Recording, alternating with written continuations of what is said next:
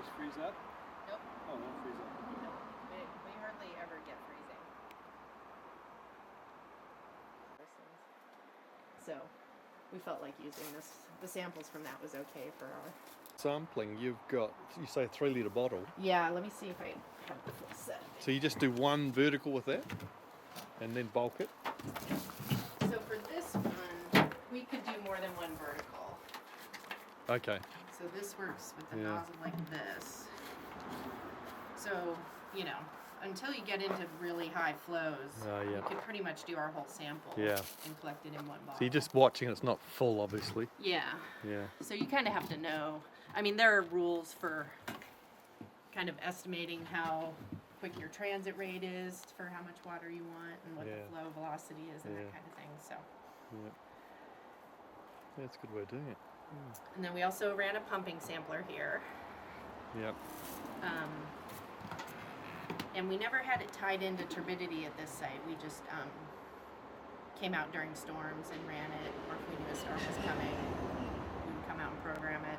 So you'd analyse it the same way?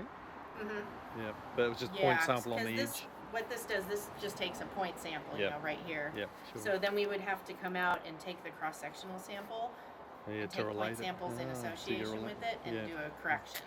Okay. So then if you had pump samples when you didn't have the cross-sectional ones, you could correct these. Yes, sure. To what the cross-sectional sample concentration would be. Right. Do you find much difference? Yes. What's the side bias? Is it biased high, low? Is it consistent? It was not consistent over our 3 years. I think at one point the intake was actually buried. Generally, the bank samples are going to be biased low because there's just less, the velocity is lower on the bank, so you're not going to get as much. We've got the point samples, which are from the pumping sampler, and then the EWI samples that we collected, and these are over 3 years at this site. So this is not in log scale, so it looks a little more spread out than if it was in a nice pretty log. But when I started working these data up between this and my plot's not quite as pretty for the other site.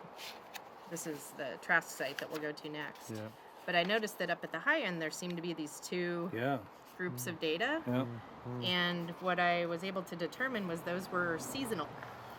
Our fall samples tend to fall over here, and our winter and spring samples tend to fall over here. Yeah, you talked about that last week. And I thought it might be, I actually did a little hysteresis analysis to see if there was, so normally the hysteresis between turbidity and discharge, that was what I was looking at, discharge, goes, turbidity goes higher on the way, it goes like that. Yep. So, and I thought I had one storm in the spring that made me think the hysteresis had changed, but it was just like a fluke. Every other spring storm was still going the same direction. But anyway, after I did the complete, so here's the in-log scale, the two different sites, which are really similar. Yeah, right. So similar, I haven't done the test yet to prove that they're not statistically different, but I would have guessed that they're not. Right. So then I was like, hey, maybe I should look at the seasonal data. So I came up with, I kind of broke it off right around New Year's was where it seemed like there was some kind of switch between the samples we collected at least. So I have a fall, which is like October through December, and then winter, which is December through March mostly. And I tried to, so I ran some loads using both methods, using the by site and then by season, and they were almost identical. Like almost within the rounding for most of the years. Right, go Heather. What do we got? So here we've got DO, it's a little hard to see in there, optical DO and turbidity, both with wipers on them.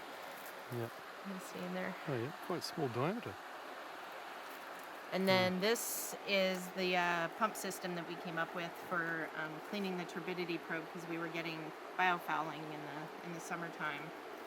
And it's just like a little aquarium pump, and the intake is right here. And then it just... So you're just blowing straight water. I think every 2 hours just blowing water straight at it. Just for what, a minute or something? Yeah, for a minute, every 2 hours, and it seems to have been really effective. Yeah. Because we were we were getting fouling within days. Yeah. Cleaning it was crazy.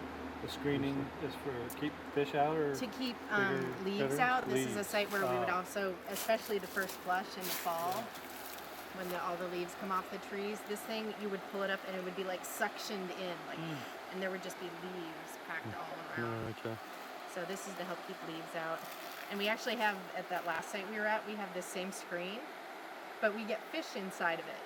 There were do ya? like 3 trips in a row where I pulled it up and there were fish. I swear they had swum in here and then gotten too big to swim out.